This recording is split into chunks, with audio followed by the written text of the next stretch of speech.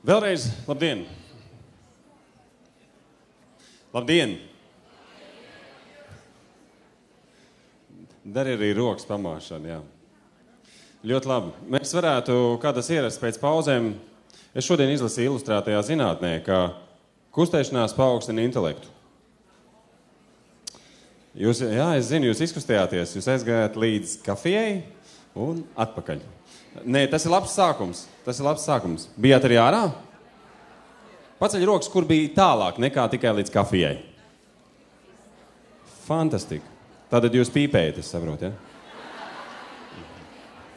Nē, piedodiet, lūdzu.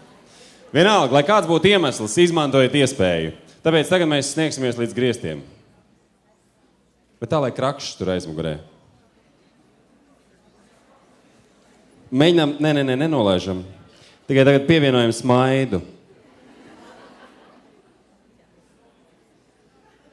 Otru. Atcerieties tos laikus, kad jūs sēdējāt solā un teicāt, es skolotājs.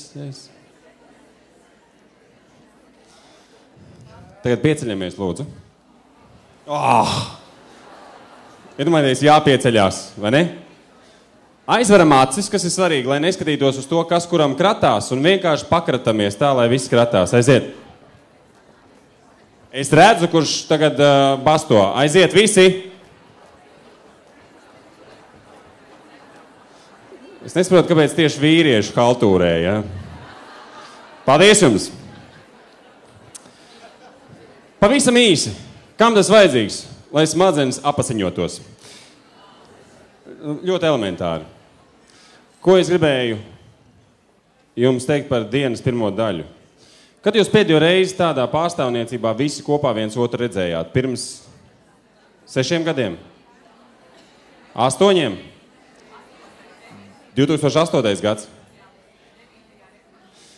Nav brīnums, ka pa to laiku ir daudz kas sakrājies un gribas daudz jautājumu uzdot, gribas diskutēt, gribas iebilst un nav bijusi iespēja. Un tagad jums tāda iespēja ir.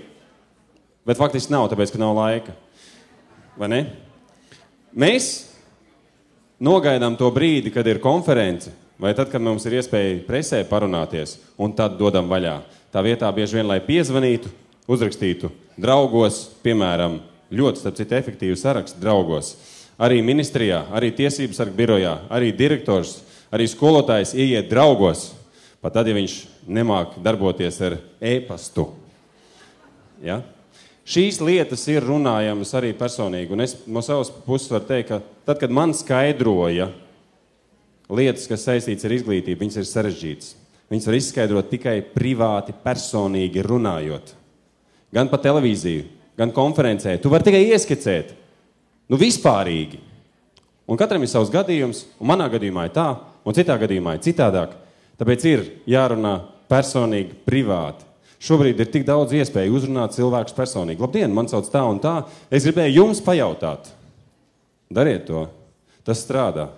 Ja jūs paskatieties Twitterī, cik bieži ministram ir jāatbild uz nepazīstamu cilvēku jautājumiem. Pilnīgi nepazīstamu cilvēku. Un viņš tur diskutē. Kāpēc ne jūs? Labi. Mums ir beidzot jāatbild uz jautājumu. Kā? Labi, mēs zinām, ko, kurā virzienā, kāpēc. Atbildēsim uz jautājumu, kā? Jo bieži vien nav runa par jūsu kvalifikāciju, par jūsu spēju vadīt, par jūsu spēju sadalīt līdzekļus, par jūsu spēju piesaistīt papildu finansējumu. Bieži vien jautājums tikai par to, kā man justies labākam cilvēkam. Tāpēc, ka esmu spējīgs pedagogs, spējīgs vadītājs, spējīgs pārvaldes vadītājs, bet kā lai es jūtos labi kā cilvēks šajā sistēmā? Ir pāris lietas, ko mēs varam darīt. Mēs varam bišķiņi paskatīties ārpus esošiem rāmjiem. Mums ir 2 lektori, ar kuriem mēs sāksim, un kas varētu jums palīdzēt šajā ziņā. Pirmo mēs daži jau esam redzējuši pirms 2 gadiem Latvijā šeit. Sauc viņu Gordons Pauds, atkarībā no tā, kā pareizi izrunā. Ja? Gordons saka, jā, apmēram tā. Un Krista Burāne. Šie 2 cilvēki par sevi saka tā, mēs esam vecāki, mums ir bērni, un mēs nākam no mākslas pasaules. Un runa būs par to, kāda tā māksla un izglītība iet kopā, ja raugās no vecāku perspektīvas. Vai esat gatavi uzklausīt? Jā. Vai esat gatavi uzklausīt? Lai jums veids!